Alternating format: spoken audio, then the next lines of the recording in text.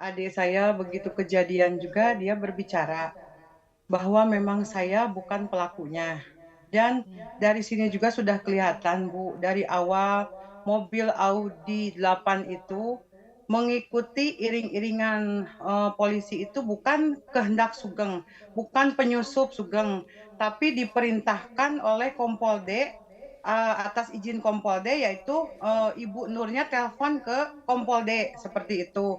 Dan begitu almarhum kejadian jatuh pun yang namanya Neng Selfie itu dia sudah oleng ke kanan dan menabrak angkot dulu, Bu. Barulah iring-iringan itu datang. Nah, setelah iring-iringan itu datang, barulah Sugeng menepi ke pinggir. Itu sudah ada kejadian gitu loh, Bu. Makanya di sini saya sebagai keluarga, saya memohon kepada pihak yang berkaitan dengan kejadian ini bahwa pihak keluarga korban pun meyakinkan bukan adik saya yang menabraknya. Gitu, kata keluarga korban juga mobil Innova hitam, tapi itu entah siapa Innova hitam itu, Bu, yang ada di iring-iringan polisi itu loh, Bu, seperti itu. Oke, Dan baik. saya selaku kakak kandung aslinya Sugeng meminta keadilan untuk semuanya. Bahkan untuk Bapak Jokowi, presiden saya, tuntaskan dong Pak, karena itu tidak sesuai. Pertama, mobil Audinya itu berplat nomor pertama dilihat di gambar B999LS. Ternyata sekarang lain B1482LS. Dan Hmm, adik saya juga bilang serinya bukan itu. Gitu loh. Adik baik. saya bilang kemarin saya besuk ke Polres Cianjur, tolong bantu saya, tolong keluarkan saya di sini jadi kambing hitam.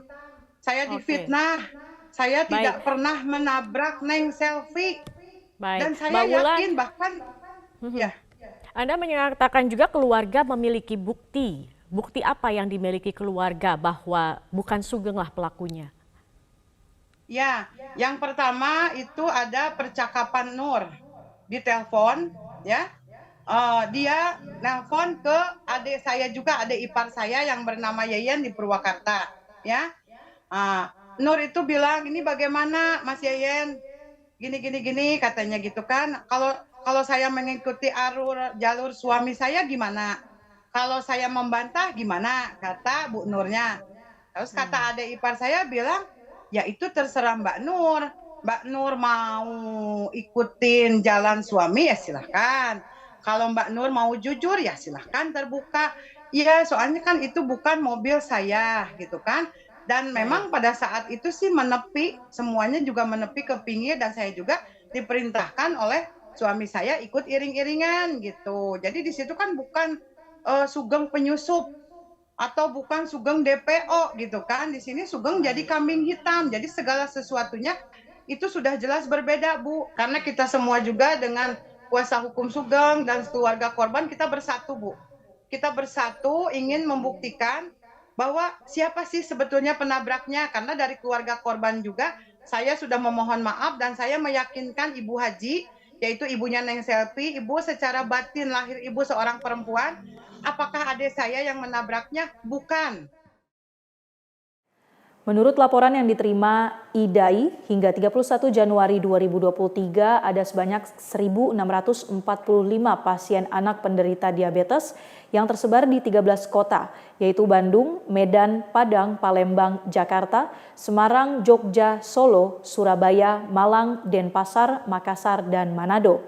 Pasien diabetes anak umumnya berusia 10-14 tahun, namun IDAI menyebut anak usia 0 hingga 4 tahun ada juga yang terkena diabetes, yakni sekitar 19%.